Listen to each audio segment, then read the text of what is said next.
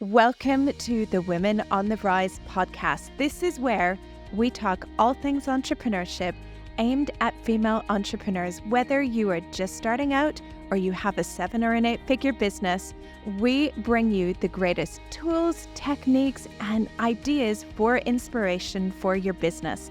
I also interview some of the world's leading entrepreneurs from all over the world to hear about their businesses and what they've done to grow and scale their businesses. I welcome you to join us in our journey for Women on the Rise. Welcome to another episode of Women on the Rise, and this is part 2 where I share everything with you about what I experienced on Necker Island and spending time with Richard Branson. Welcome back to part 2 of my experience of spending a week with Richard Branson on Necker Island, which was part of my mastermind, The Collective, run by Natalie McNeil, which was there to support Virgin Unite. And I've had so many people asking me about my experience, what I learned, who I met, that I thought the best thing to do was to share with you my top 10 experiences and lessons that I took away from spending that time.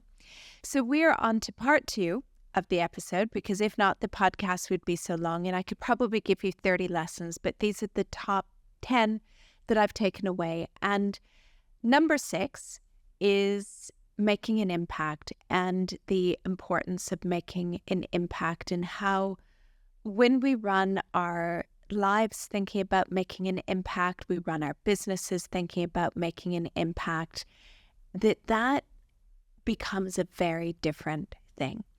And I really loved seeing what Richard has done and what Richard has created, to see the impact that he has made on the world. And when he first got started in business, I don't think he ever thought that he was going to build it and grow it to where he did. But he had all of these ideas. A lot of people called him crazy, and he went and did it. And I found just having the conversations with him and hearing about the way that he thinks and the things that he's doing were so powerful. So, for example, he is really passionate about education, and is very well known that Richard didn't do well in school. He was dyslexic, but he was not diagnosed with being dyslexic, and school just didn't work for him, and he was made to feel like a failure.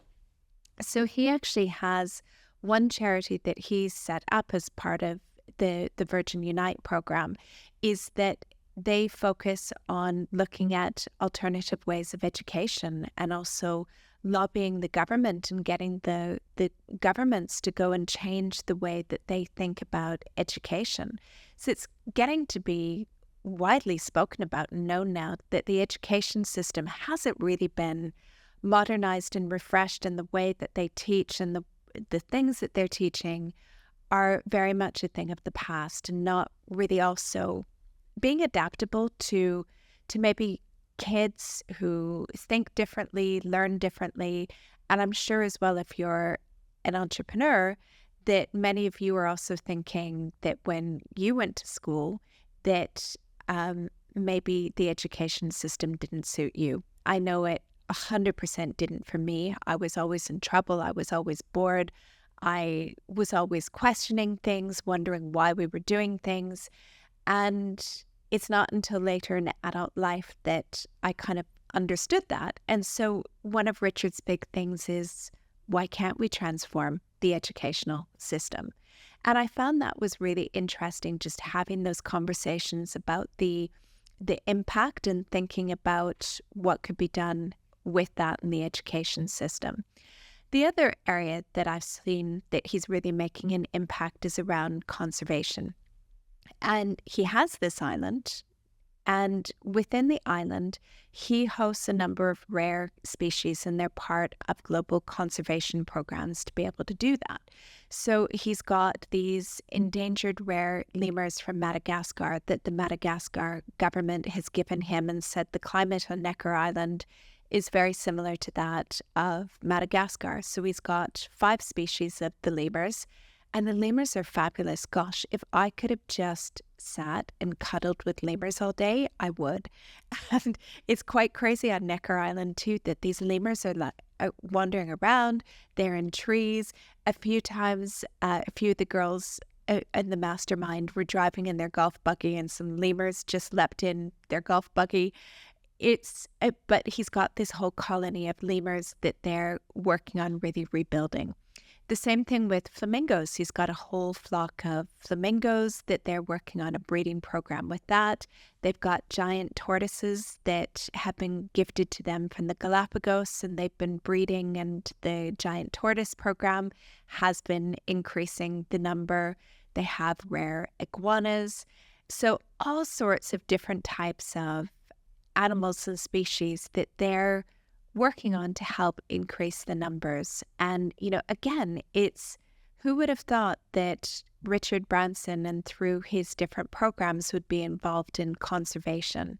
And so it is really interesting to see that for us as business owners, as entrepreneurs, that how can we shape our businesses? What can we do to create an impact? And it doesn't have to be the big conservation programs. It doesn't have to be education, but what can we do to add to that impact to making the world a better place?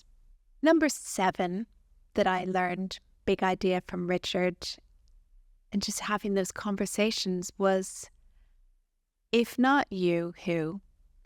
If who's going to change the world? Somebody has to change the world. And why not you? Why is it not you who could be involved in changing the world? And again, listening to these stories from Richard and the experiences that he had, he was saying to me that, and he told our group as well, that he's part of this program called the Elders, which I believe was originally set up by Nelson Mandela. And that was set up to take world leaders who have since retired, were well-known business people or well-known public figures, to get them together to work on common global issues. So he was saying that after he finished spending time with us on Necker Island, he was getting on a plane and he was going to the Amazon, and a number of the elders were working on a project in the rainforest. So these are kind of big things that he's working on to change the world. And he said to us when we were speaking, he said, I can't believe that I could get on the telephone today, any person in the world, you name them, and I could get them on the phone. But he was saying that not in a way that it was arrogant, but in a way of, aren't I lucky to be in a situation where I could get any of these people on the phone? But his interest, and when you have conversations with him, is very focused on kind of the care of making an impact and wanting to do good and wanting to leave a legacy and do something with that ability that you could get anybody on the phone. And again, thinking about that, he's just an average guy. It was quite funny. Like, we didn't talk a lot about business, and, you can't sit down and go, oh, hey, Richard, I would love, some business advice on this or that, or, where do I get investment? It's not like that. It's more learning from his stories and experiences and what he's done in his life, and to see that he's just a normal person, and he just started out being a normal person like you and I have been. And so if he's done that, why can't we do that? And again, going back to this, we can change the world. We can come up with these ideas. We can do these different things. It could be education. It could be something in your community. It could be something related to business. For me, it's very much, I really want to be able to help make entrepreneurship easy for female entrepreneurs, access to funding easy, access to contracts, access to a network and connections easy. But a lot of people have also said to me, why are you doing this? It's too big of a thing. And it's like, because somebody's got to change the world. So if not you, who? Number 8 that I learned from being on Necker Island, and this is something that I observed and I saw as well that Richard does very well, but also as well, I learned from having conversations with other women who are there, is that we always need to be open to feedback. Whether it's positive feedback or negative feedback, we always need to be open to it and have an open mind to consider, maybe they have a point. Maybe I could do better. Maybe I could do something different within my business. And I really saw this in action because one of the fabulous women who was there with us, and she's also a female fusion member, so I'm going to give her a shout out because she's amazing. Her name is Deborah, and Deborah has a business. She's based in America. It's called the Corporate Alley Cat. And Deborah's business is that she works with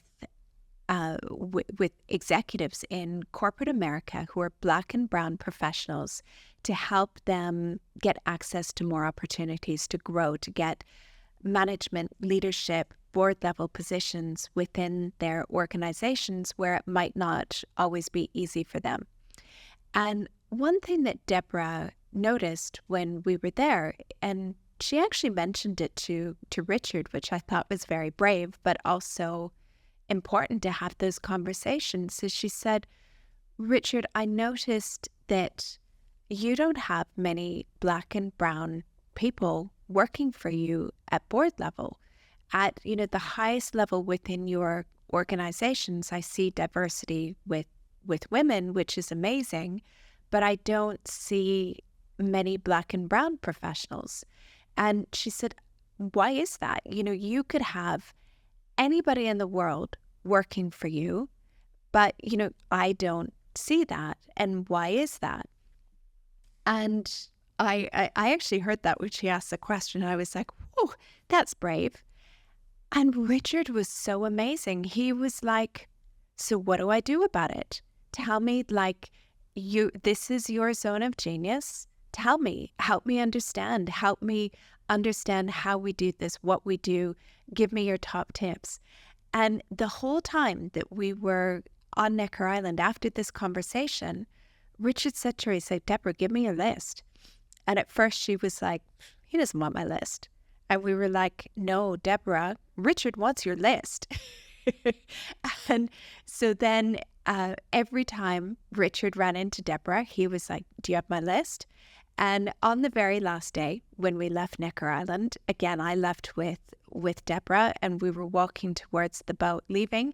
And Richard said to her, do you have my list? And she was like, there I have it.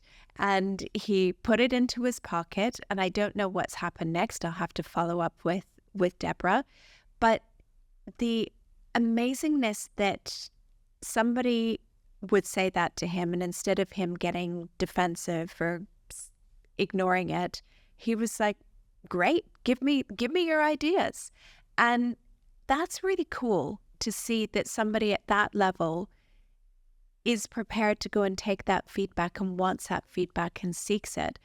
And it's really important for us as entrepreneurs to take on feedback and to listen. And I as well, even within Female Fusion, and I'm always thinking about how I can do more of it, without it getting so exhausting because it is hard as well. But feedback is important.